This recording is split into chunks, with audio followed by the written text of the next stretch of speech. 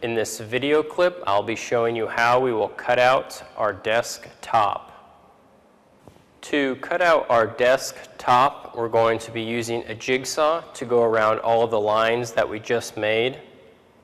We're using a jigsaw instead of a table saw because when we make all these cuts around our top, we still have these other pieces to worry about. In addition, most tools wouldn't be able to make this curve.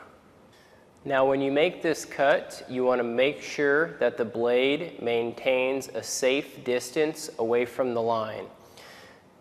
Now a safe distance means that we're going to be about a 1/16 away from the line when we make our cut so that we can either sand it off or cut it off straight later.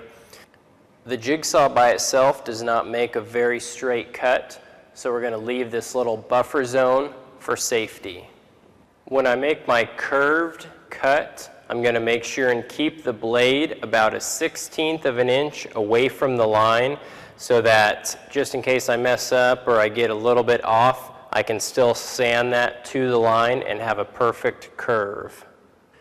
Now that our top has been fully cut out, we need to clean up these cuts.